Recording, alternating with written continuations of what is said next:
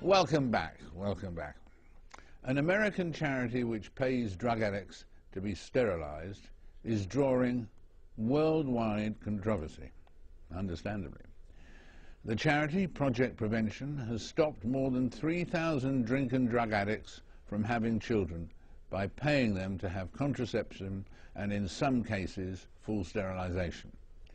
And I'm joined now from Charlotte in North Carolina by Barbara Harris, who set up Project Prevention, and with me here is Niamh Eastwood, a British charity worker who helps drug addicts here.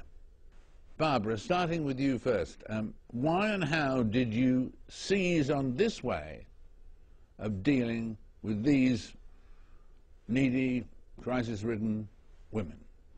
My husband and I became foster parents in 1989, and the first child that was placed with us was an 8-month-old baby girl who had been in foster care since birth, and the foster home didn't want her anymore, so we took her in. And we found out when we brought her home that she was the 5th baby born to a Los Angeles drug addict. 4 months later, we got a phone call from the social worker saying the mother had given birth to her 6th baby, a baby boy. Did we want him? And we brought him in our home so they could be together, because the 4 older siblings were in 4 different homes. And the next year we got a phone call saying the mother had given birth to her 7th baby, a baby girl, and did we want her? And we brought her home as well. And another phone call the following year saying the mother had given birth her 8th time to another baby boy, and did we want him? So we brought all 4 of them into our home and eventually adopted them. And during that entire process, I watched my children withdraw from drugs when they were born, suffering for months sometimes. They couldn't keep food down, the light bothered them, noise bothered them. I was very angry and I was very upset. In the beginning I was upset at the birth mother, but then I became upset with the system that allows these women to drop off damaged babies every year at the hospital and walk away with no consequences. Everybody was complaining, social workers were complaining, judges were complaining, everybody, foster parents were complaining about the problem, but nobody was doing anything to stop it. So I decided to start paying irresponsible people to be responsible and use long-term birth control. Niamh, what was your reaction to hearing what Barbara does? I think, first of all, you have to admire Barbara for bringing these kids in and providing foster care for them. I mean, that's an admirable thing. And her personal story is very persuasive. But the reality is that this policy of providing very vulnerable people payment to make decisions around long-term contraception and sterilization. And I'd just like to mention, Barbara says the majority don't choose sterilization, but over 1/3 of the people accessing Project Prevention do choose sterilization, and they're women. And really what we need to question is whether this is the policy we want to apply to vulnerable people. Someone should have an inalienable right over their own reproductive and sexual choices. We shouldn't be manipulating the situation to say that they don't have a right to have children.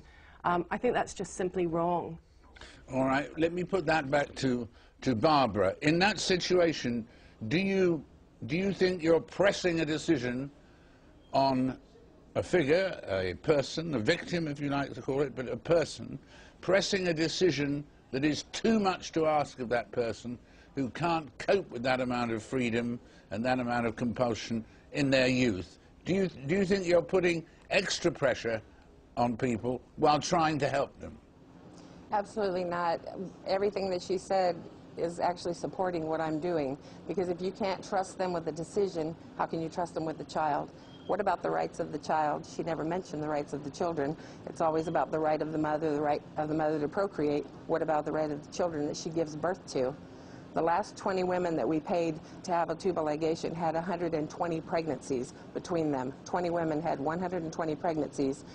They aborted 24 of those. 6 of those were stillborn. 4 of them died from complications after birth, and 78 of their children remain in foster care. That's my argument back to what she says. What about the children?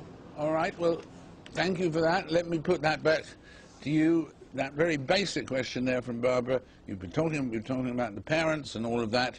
What about the rights of the young children? I think Barbara brings up a fair point, and I think we have to look at what this policy does to the rights of children. We're basically saying to children who are born in this situation that they're not worthwhile. Spokespeople for her organisation have described them as pre-doomed, and yet her 4 children have turned out very well. I mean, it's the idea that we dictate the potential for life, you know, the hopefulness that is associated with a newborn child. I mean, there's so much that's wrong with what's said by this project. The reality of the description around children who are born to crack mothers with withdrawal symptoms. Actually, the research, the evidence says that the withdrawal is not that serious, and I'm not suggesting for a second that we should be encouraging people to have children in this situation, and it's not a problem, but also to the long-term impact of being exposed to cocaine in the womb is negligible. The evidence has shown, the scientific evidence has shown, that these children grow up with the same expectations as their peers, the same capabilities as their peers. What do you say in answer to what we've just heard? I disagree with most of what was said. I know for a fact that children withdraw from drugs because I watched my children do it. And for anybody to say that they don't, they obviously haven't adopted and taken in a child. These children, yes, some of these children are fortunate enough to overcome their prenatal neglect and the drug use and go on to live somewhat of a normal life. My children are doing well because they were adopted by us and loved and nurtured their entire life. That's not what happens to most of these children. They end up in foster care, moving from home to home, and at age 18, 50% of foster kids here in the United States become homeless. It's a bigger picture than just the fact that irresponsible people shouldn't conceive children. It's what happens to the children after the fact. And just because a few, like the ones I have, are okay, that doesn't make it okay for these women to continue to give birth to children they're not able to care for, that they're going to put on society and let somebody else care for. I mean, what about the children? Everything that she's mentioning is about the women, and she's basically saying that it's okay to use crack because the kids might come out okay. I just don't understand where she's coming from. Well, where are you coming from? Absolutely simple. I'm not saying that people should use crack and be pregnant. That's not what I'm saying.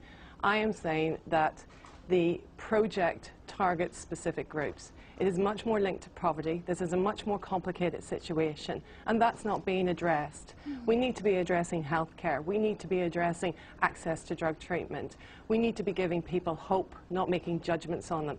We need to stop calling them irresponsible people. These are people with health problems. These are people who are mothers, they are sisters, they are brothers. You know, Barbara Harris personalizes this story. These women are irresponsible. That is what I am calling them. They're acting irresponsible, and I would only hope that if I were a drug addict strung out on drugs, having a baby every year, that the system was taken away from me, that somebody would step in and say, you can't behave like this, and make me do anything it took to prevent me from having another child. I speak to these women all the time, and this week I spent an hour on the phone with a woman who called me crying because she had a baby. She was actually in the process of turning a trick when she had her baby. She didn't know she was pregnant, and the head started crowning. She had to go to the hospital, not before she lit up her crack pipe, she told me, and she delivered a 3-pound baby. And she cried, talking about how her children are going to be destroyed and messed up for life because of her drug abuse. Now she has to live with that the rest of her life, and it was preventable. It could have been prevented had she been on birth control, and she is getting on birth control, and she said, thank God for Project Prevention. Well, there we have it. We need to give people hope, not take away hope. Everyone's seeking for hope, of course, and we'll return to this subject now thanks to Niamh and to Barbara. We thank you both very much indeed for joining us. Thank you. Thank you, David. On Sunday, after 11 hours of talks, EU authorities announced that a stabilisation fund had been agreed between EU finance ministers, central bankers and the International Monetary Fund to prevent a Greek meltdown. The fund consists of 60 billion euros of support financed by EU bonds and 440 billion euros of loan guarantees from the euro area.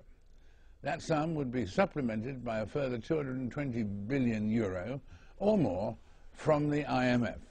This is the biggest bailout since, well, the last biggest one was the collapse of Lehman Brothers in 2008. But will it be enough to solve this crisis and stop it from spreading to other euro members? Well, joining me now from Singapore is our investment guru, and the world's Jim Rogers, founder of the Rogers International Commodity Index. He's here with us now, and let me ask you straight away, what does this new plan mean, short-term, medium-term, long-term, to the euro?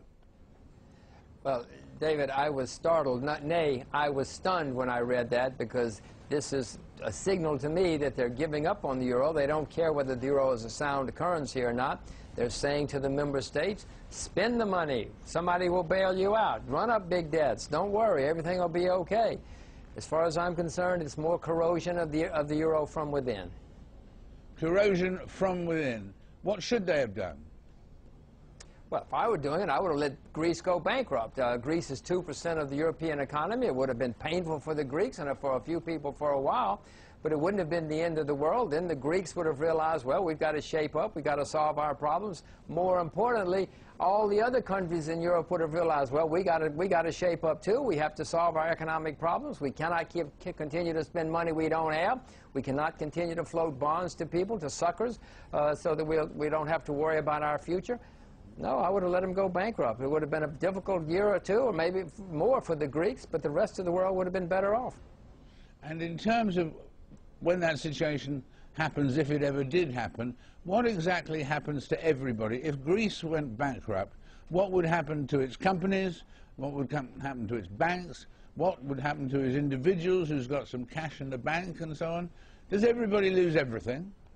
No, no, no. Very little would have happened to the individuals. Very little would have happened to the companies. Everybody would have continued. The Greek government would have had to cut back on its spending dramatically. Some parts of the Greek economy would perhaps have suffered. I mean, if you're doing business with the Greek government has to cut back. Obviously, you're going to suffer for a while. But people have been living high on the hog in Greece for years, as you know, David, and those people would have had to cut back. Other people would have been better off because they would have realized, oh, okay, now our costs are coming down and we'll be able to do better things. Some bankers would have lost money. The reason that they did what they did, the bankers called up the politicians and said, save us, save us. We own a lot of Greek bonds. That's not the way it's supposed to work, David. When people go bankrupt, they're supposed to go bankrupt. This is, David, this is welfare for the rich. This is socialism for the rich. Right, and what are the risks for Greece now for accepting this plan, and what would have been the risks for Greece if they hadn't accepted the plan? Well, if they hadn't accepted the plan, they would have been forced to go bankrupt because nobody would help them pay their bills. They would have had to reorganize. David, countries have been going bankrupt for a few thousand years. There's nothing new about this. It happens not all the time, but it happens with some regularity. Countries reorganize. They go to their creditors. They say, we can only pay you so much. The creditors suffer. It was the banks who they would go to, who own their bonds. They would suffer, but then Greece would reorganize and start over. What's going to happen now, David, is 3 years from now, 5 years from now, 8 years from now, as these debts get bigger and bigger, and it's not just Greece, it's other countries in Europe too, then you have the demise of the euro because the debts get so big that at some point people just say, we're not going to give you any more money. This ensures that that day is going to come. Jim, thank you very much for your update on the world situation. We'll be back to you again in a few weeks' time. Thanks for everything. And that's all I'm afraid we've got time for this week. Doesn't time fly when you're enjoying yourself? Join me again in 7 days' time for another Frost Over the World.